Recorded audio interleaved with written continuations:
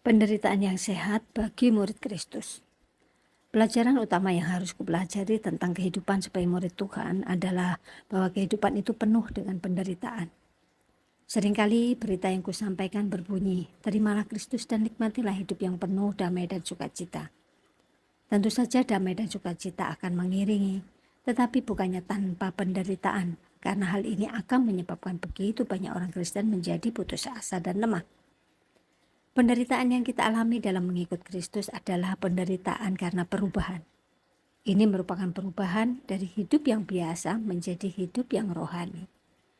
Blaise Pascal mengatakan bahwa penderitaan itu muncul dari ketidaksalehan yang masih tertinggal di dalam diri kita. Semakin kuat kita melawan perubahan itu, semakin besar pula penderitaan kita. Alasan mengapa di surga tidak akan ada lagi duka cita, Wahyu 21 ayat 4, ialah karena setiap keinginan telah menjadi selaras dengan kehendak Allah. Jadi kekuatan keinginan yang merupakan sumber penderitaan akan lenyap. Banyak orang Kristen yang membuat diri mereka tidak bahagia karena melawan kesedihan yang akan membawa kemenangan. Kita hidup sengsara karena tabiat manusiawi kita menyukai kehidupan yang penuh kesenangan dan kemudahan, dan kita memiliki pandangan yang keliru tentang karya apa yang kita harapkan dilakukan oleh Yesus Kristus di dalam kita.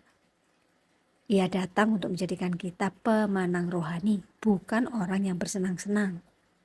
Dan kemenangan berarti secara berangsur-angsur hidup kita yang biasa digantikan dengan kehidupan rohani yang berkemenangan bersamanya. Perbedaan antara orang Kristen yang bergelimang dengan kemudahan dan orang Kristen yang berkemenangan adalah penderitaan. Hal yang menghibur tentang penderitaan seorang murid adalah bahwa ini adalah penderitaan yang sehat. Ini bukan penderitaan yang menghancurkan dan membinasakan, tetapi penderitaan yang menyembuhkan dan memulihkan. Penderitaan itu membangun dan membentuk aku menjadi manusia seperti yang dikehendaki Allah. Penderitaan itu mengembangkan karakter yang sangat kuat dan menyempurnakan gambar Allah dalam diriku.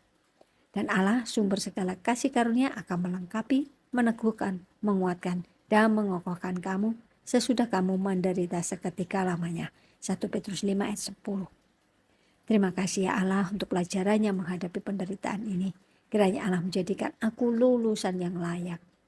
Ayat mas kita dari Mazmur 25 ayat 16 hingga 17. Berpalinglah kepadaku dan kasihanilah aku, sebab aku sebatang kara dan tertindas. Lapangkanlah hatiku yang sesak dan keluarkanlah aku dari kesulitanku. Tuhan Yesus mengasihi Anda dan keluarga Anda. I have decided to follow Jesus.